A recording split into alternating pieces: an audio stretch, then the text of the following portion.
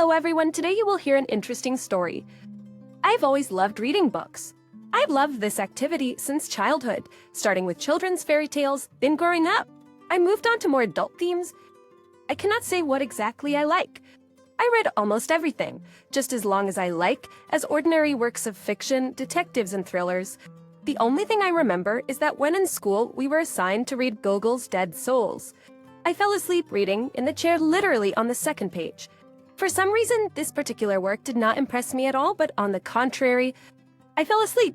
Maybe because of its monotony, or maybe I was just a teenager at the time, and I was literally not interested in such things.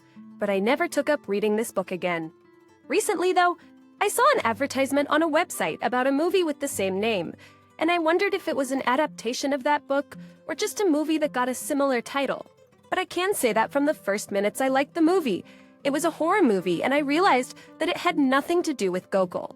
And still, besides watching movies on TV, I prefer to spend time by the fireplace with an interesting book. I also like those on which the movies were made.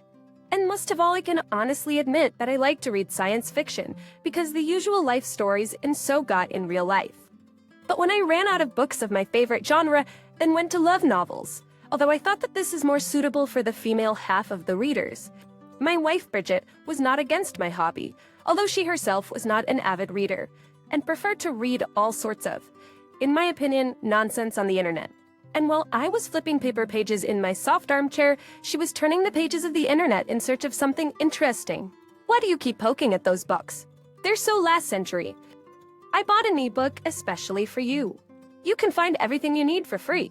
She didn't always approve of the fact that I bought many of the books because the library didn't have much choice for me to read. And the books that I bought, I neatly stacked in the closet, which was allocated specifically for this purpose. And many of the shelves were already full of long-read books, and Bridget often commented her dissatisfaction quietly aloud that she had to wave a rag over the accumulated waste paper. You should be doing something useful instead of your books. Yeah. Like what? I go to work, and I make a lot of money.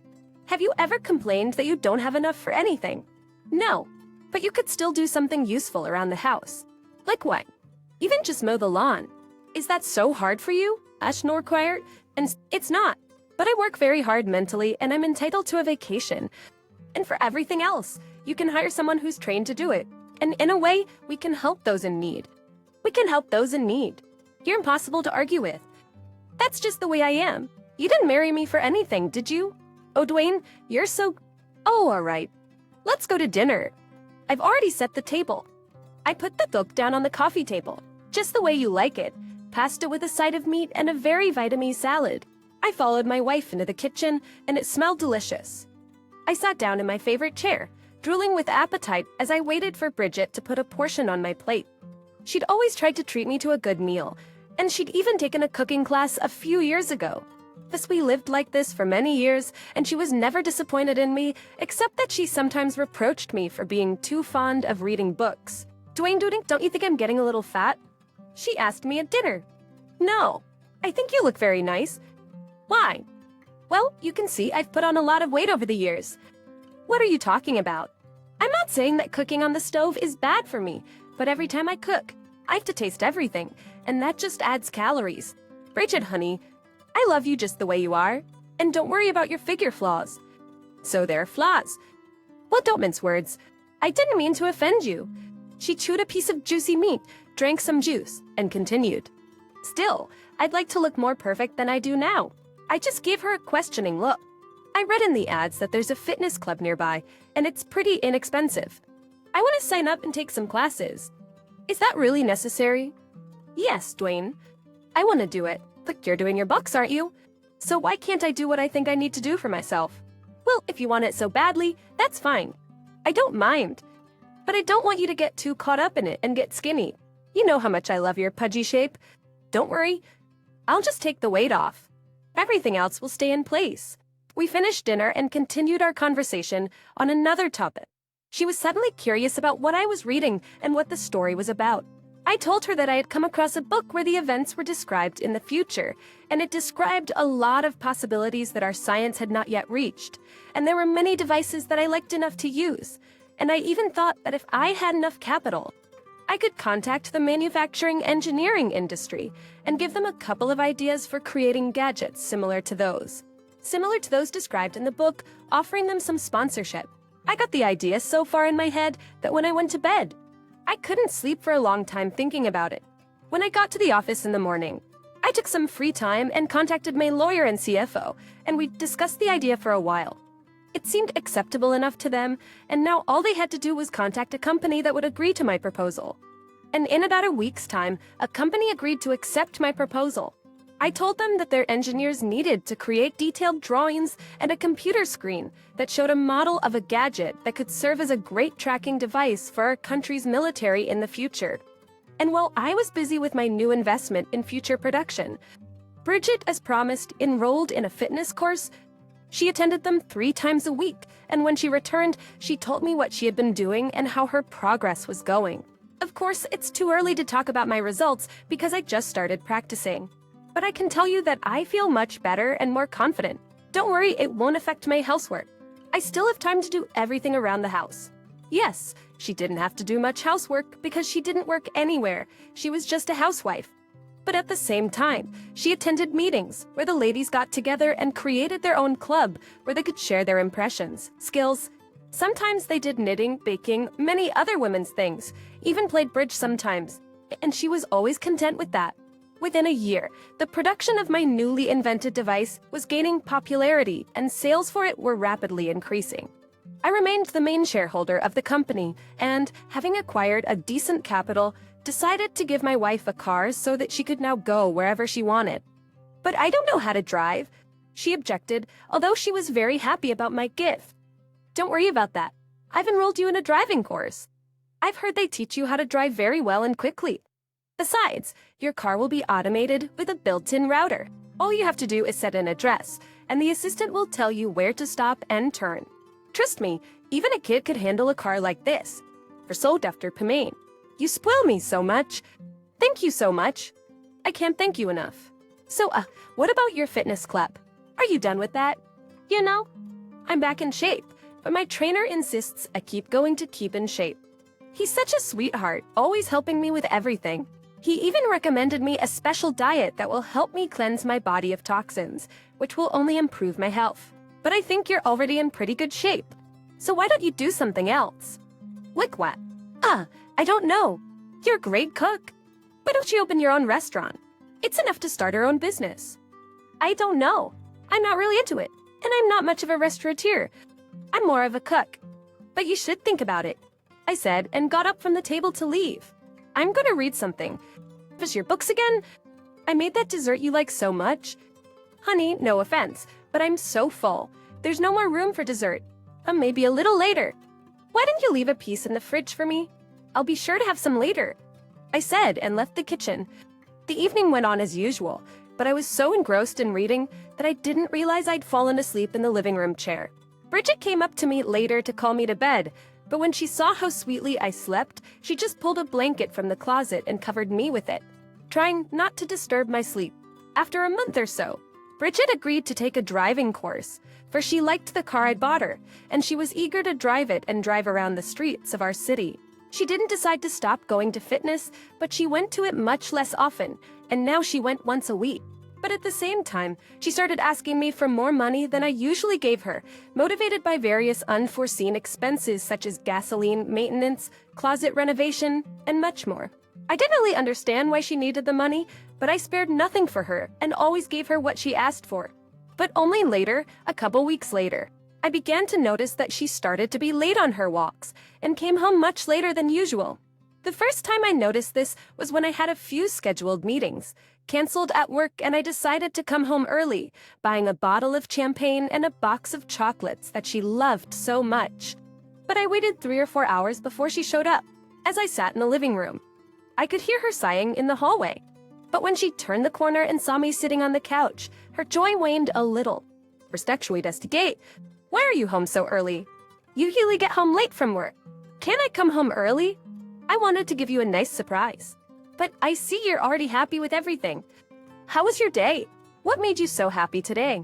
Oh, just hanging out with my friends, telling me some pretty funny stories. That's all. She came in, threw her bag on the table against the wall, and plopped down on the chair across from me. I could tell from her demeanor that she was a little tipsy. "Have you been drinking?" "Just a little." "I told you, we went out with some friends." "Why? And you got behind a wheel like that?" She made an indignant face, like I was accusing her of something terrible. "Oh, come on. I had a little bit to drink. The cops didn't even stop me. I was driving very carefully. You realize how this could end, don't you? I don't want you to drive drunk. In cases like this, you should call a cab." "Oh, come on." You got excited. "I thought you were only interested in books." She got up and went upstairs to her room, and as she went up the stairs, I noticed that she staggered a little, and I was worried. I didn't want to have an accident, even a minor one. This time I took her at her word, hoping it would never happen again, and continued reading the book. I soon finished and went upstairs, hoping that Bridget had thought about what I'd said and that I'd like to discuss the subject with her again. But when I entered the bedroom, I saw that she was just sprawled out on the bed, belly down, arms spread, and not even undressing, asleep. Apparently she didn't drink as little as she said she did, but I didn't wake her up because I realized that I couldn't talk to her now. I knew perfectly well that it was boring for her to stay at home all the time, and I never forbade her to go out with her girlfriends or visit entertainment centers. But I had never noticed her getting so drunk before. I carefully undressed her. She fell asleep so soundly she didn't even feel it. I put her to bed and went to sleep, hoping that in the morning she would be in better health, and I could have a serious talk with her about her behavior and how important her safety was to me. In the mornings, I woke up before her. She was still snoozing, not even hearing the alarm clock. I went to the kitchen to make coffee and waited for her to come downstairs. But time passed, and she stayed upstairs. I was about to get ready for work, so I decided to go and wake her up. But when I came in, she wasn't in bed, and the sound of water was coming from the shower room. Without knocking, I opened the door. She was in the shower, behind the curtain. Unashamedly, I opened it and saw her standing there, daydreaming under the running water. When she noticed me, she looked a little perturbed. "Dwayne, what are you doing here?" She looked at me with her eyes wide open, as if it was the first time I'd seen her naked. "Why? Are you embarrassed by me?" "I was waiting for you to wake up. I need to have a serious talk with you." "Okay, I'll be right down. Now let me finish my bath." I left her alone and went downstairs while she finished. I made coffee for her, and when she finally deigned to show up, I started talking to her. "Listen, Bridget, you know I don't mind you spending time with your friends, but the way you came home last night really bothered me. Look, I'm really worried about you, and I don't want anything to happen to you." "Oh, come on. I mean, it went fine." "Yeah, you got lucky this time. But there's no guarantee it'll always be like this. Just promise me you'll never drive drunk. Besides, you seem to have had a little too much to drink last night. I've never seen you like that before. What happened to you? Why you're picking on me? It was a long night. So what? What's the big deal? Doesn't it happen to anyone? I'm not talking about everyone. I'm talking about you and me. We've always been a model family. So maybe it's time to make a change. At least you took your mind off your books and paid attention to me." "Bridget, how could you do that? Haven't I been paying enough attention to you? That's it. I've had enough of your lectures. You look like you should be on your way to work." She glanced at the wall clock. Time was really running out, and I had a meeting scheduled for the morning. I didn't argue with her anymore and went to get dressed in my work suit. Time was running out. Bridget gave no more reason to doubt herself and tried to behave herself, though her tardiness in the evenings continued unabated. Every now and then, she would come up with different reasons for her late arrival home, whether it was because she was at the store or at practice, or because she was out with her friends again. And even though each of her explanations seemed logical, there was still something about her sudden change that bothered me. And under the impression of the love stories I'd read, I even began to suspect that Bridget was not just hanging out with her friends, but had a new boyfriend. Although I did not understand the reason for this, I always took care of myself and tried to keep myself in shape to always be attractive to his wife. And she always treated me with love and respect. I tried from time to time and so to bring her to a frank confession, but she always kept on her own, and sometimes even began to take offense at me for such interrogations. She threw in criticizing words at me. She just left me in another room wishing to stop the conversation that bored her. But one day, she came home very sad and drunk again. She sat down on the couch and didn't want to start a conversation, realizing that I would probably read her a moral about her behavior again. So what happened this time? I asked the first question, seeing the sadness eating away at her. What can I tell you? I'm ashamed to admit it, but I was on vacation with my girlfriends as usual, and we had a few drinks. He questioned me for a long time, then asked me to get out of the car, demanded my documents. And then when he was sure that I had been drinking and driving, he took away my driver's license. I was in no hurry to speak again. Now I needed some time to digest the information. Of course, I felt sorry for her, but it was her own fault, and I wanted her to realize her mistake. I could go and negotiate to get her license back. Used to get her license back, but I wasn't sure she'd go back to her old ways. All right, sweetheart. Now that you're caught, even though I warned you, you'll have to take a cab or a bus. But how could I? She looked up at me with tears in her eyes. I'm so used to my car. Be thankful they didn't take it away from you. But I don't like the way you've been drinking so much. Come on, I only had a little bit. It was a friend's birthday, and we celebrated. I believe you, but your so-called celebrations have become more frequent. You can see that we've been fighting a lot because of it, right? Do you like it yourself? She just stared at me in silence. Here's what I suggest. I continued, hoping for her understanding. You'll take a course of therapy for alcohol addiction. You know how I hate it when a woman, especially my wife, behaves like that, right? So make up your mind. I left the room, leaving her to think about her future behavior. That night, I resented her so much that I didn't even want to sleep in the same room with her, and that night, I went to sleep in another room, behind the closed door. I could hear her stomping down the hall, cursing herself and the whole situation that had led to this, and also mentioning me for not understanding her and her loneliness. Though I couldn't call her lonely. After work, I was reading books, but I always paid attention to her, and she had a lot of friends with whom she often socialized. I didn't understand what she was missing in her life. But these reflections, I thought that it was time for us to have a child, and then she would have something to do, and she would stop her evening adventures. Even though the thought had crossed my mind, I still had to think about it, so I decided to postpone this topic of conversation with her for at least the next few days. Perhaps she would think of something else, though I wanted a child too, for I needed an heir, but I decided not to rush her into it. A few days passed. For the first couple of days, Bridget kept to herself, but then her adventures continued again, only now she either came home in a cab or someone drove her home. I was starting to get a little annoyed. I started talking to her about it again and again, but she tried to avoid answering every time. One day, when she came home again in a drunken state, so drunk that she could barely stand, I didn't question her, since her speech was mostly incoherent, and I helped her to the bedroom.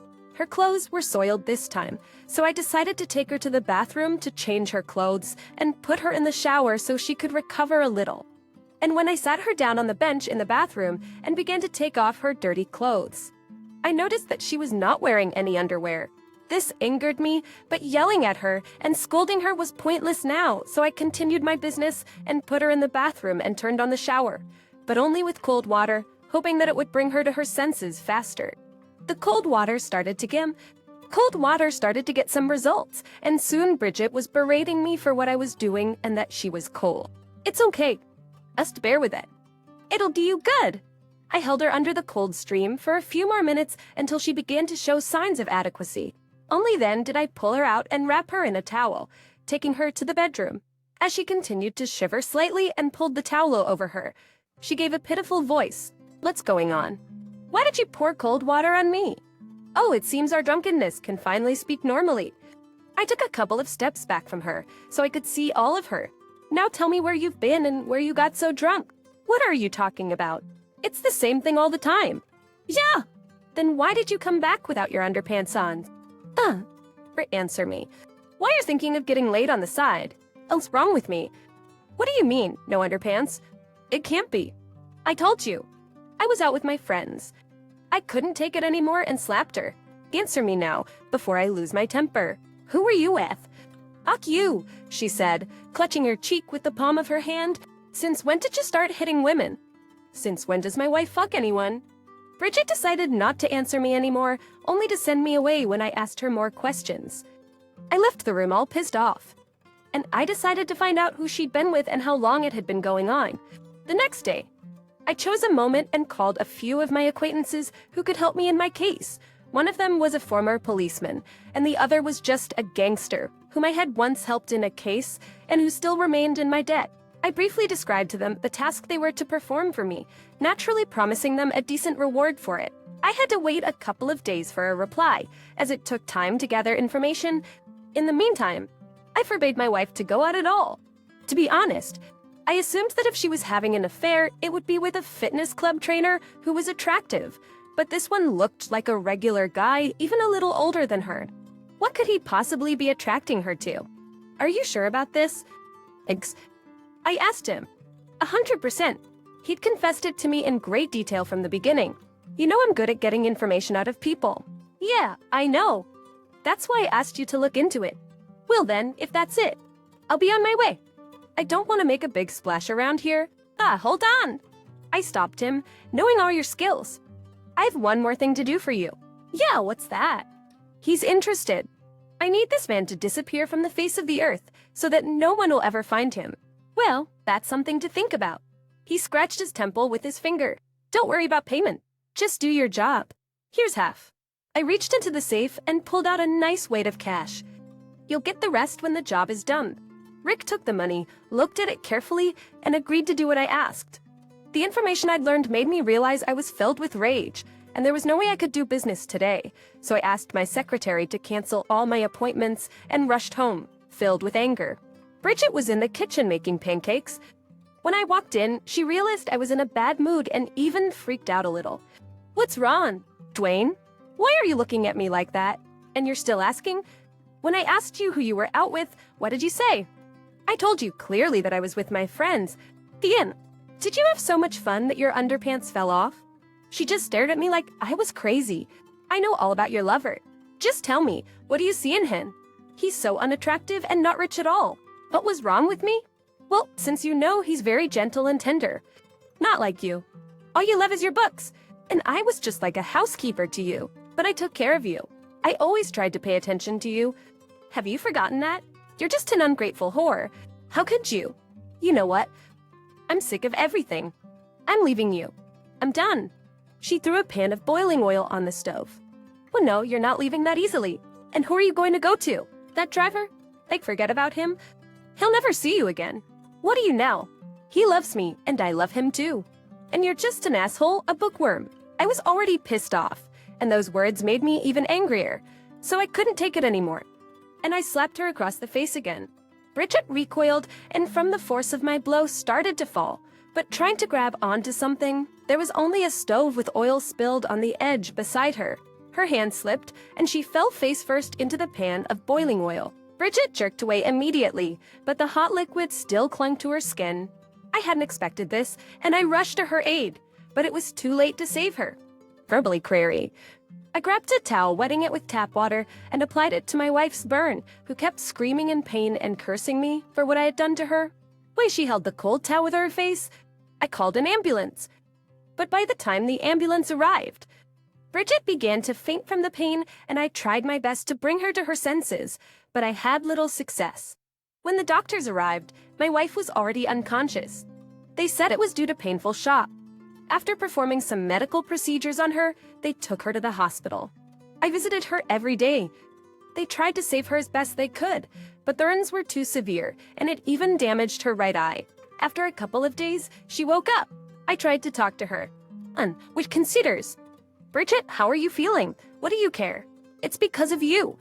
Once that you're nice. You're confused. You slipped and fell on the slab.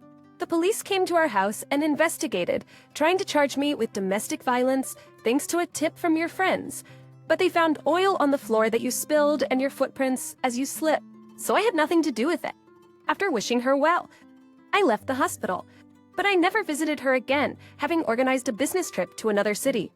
I met Rick at the train station, and he gave me information and proof that my wife's lover would never be found again, except by archaeologists in a couple of centuries. I paid him as promised and went about my business. When I returned from a business trip that lasted 2 weeks, I learned that Bridget had been discharged from the hospital and had returned home, where I saw her with her face bandaged. She tried to talk to me and asked me to forgive her, but I had no desire to see her again. Soon I filed for divorce. But where would I go with a face like that, and blind in one eye? Ladraine, I'm so sorry. I made a mistake. But should I be punished for it? You dare ask for anything. You didn't just cheat on me. You lied to my face. And believe me, I don't care what happens to you now. Dear listeners, your support is very important to us. If you like our story, please like, comment, and subscribe. It's very motivating for us. We need your feedback to improve our content.